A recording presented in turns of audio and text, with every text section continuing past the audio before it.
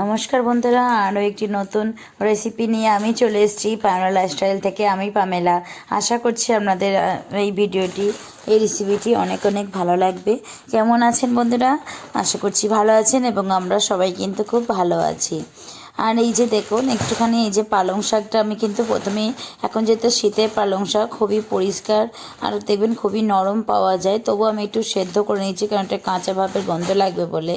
আর সেদ্ধ করার সময় ভালো করে কিন্তু আগে থাকতে ধুয়ে রেখে দিয়েছিলাম। সেদ্ধ করার সময় একটুখানি খাবার সোডা, চিনি দিয়ে দিলাম, কারণ এর কালারটা কিন্তু একই রকম বজায় থাকবে বলে।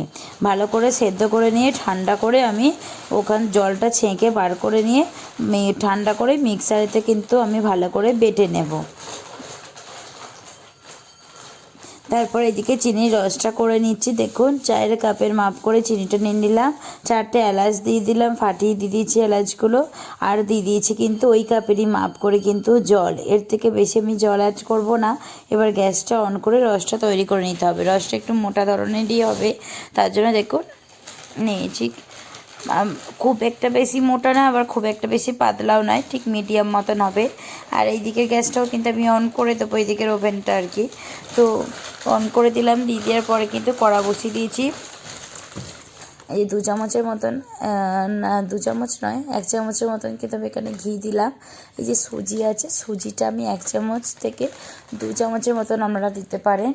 ওই চামচেরই মাপ করে আমি সুজিটাও এখানে অ্যাড করে দেবো। সুজিটা একটু হালকা মতন করে ভেজে নেবো, বেশি লাল করে বেশিক্ষণ ধরে ভাজবো না। আর এইদিকে দেখুন, আমার চিনির রসটাও কিন্তু রেডি হয়ে গেছে। গ্যাসের ফ্লেমটা এই পর্যায়ে এসে আমি কিন্তু বন্ধ করে দিলাম।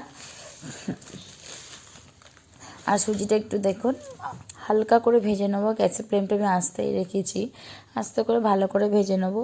বেশি লাল করে ভাজবো না, তাহলে দেখতে একটা কেমন লাগবে আর খেতেও ভালো লাগবে না।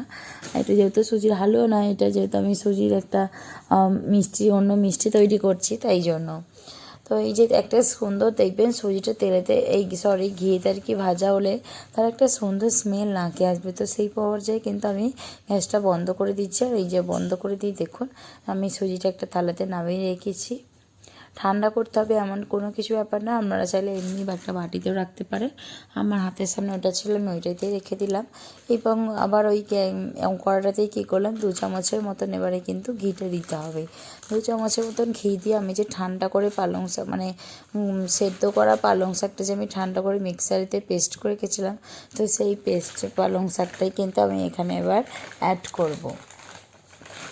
ঘিটা দেখুন আমার পুরোপুরি গলে গেছে, গরমও হয়ে গেছে। তখন আমি কি করলাম, আর 1 চামচের মতন আমার মনে হলো দিতে হবে, ওই জন্য আর কি দিলাম। তাহলে মোট 2 চামচই দিয়েছি, প্রথমে 1 চামচ এবং শেষে 1 চামচ।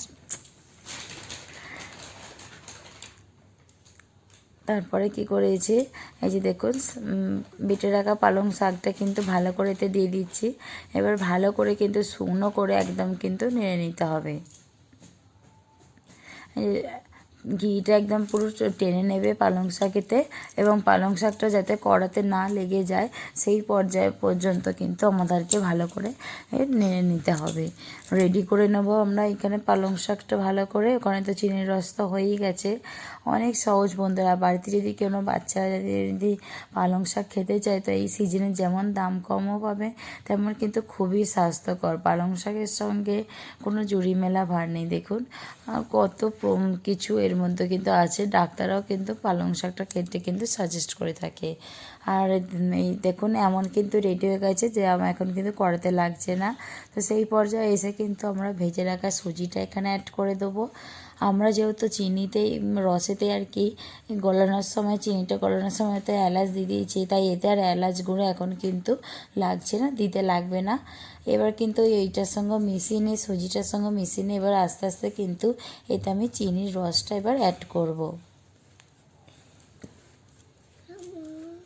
চিনির রসটা একটুখানি অ্যাড করি, 2 মিনিট মতো নেড়ে নিই কিন্তু আমি গ্যাসের ফ্লেমটা বন্ধ করে দিব।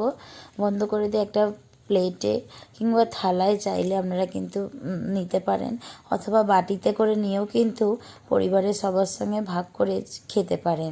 খেতে কিন্তু অসাধারণ লাগে। আপনাদের যদি মনে হয় আর একটু রস দিতে হবে তো আর একটু রস দেবেন। আমি আর একটু রস দিলাম। বড্ড টাইট টাইট হয়ে যাচ্ছিলো বলে একটুখানি বেশ নরম লাগবে। আর এটা যেহেতু সুজি দিয়ে আছে আর একটু টেনেও নেবে পরেতে। দেখুন একদম কিন্তু শুকনো শুকনো করে আমি নামিয়ে ফেলেছি।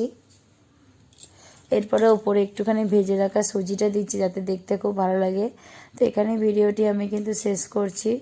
তো আপনারা চাইলে কিন্তু এটা বরফি স্টাইলেও একটুখানি ছুরির সাহায্যে ভালো করে কেটে পরিবারকে একটা একটা করে পিস দিলে কিন্তু তাতে খেতেও কিন্তু খুব মজা লাগে। দেখুন আমি এরকম করে নিয়েছি। তো এটা সেট হতে 5 মিনিট সময় লাগবে। 5 মিনিট পর সার্ভ করুন পালং শাকের বরফি মিষ্টি।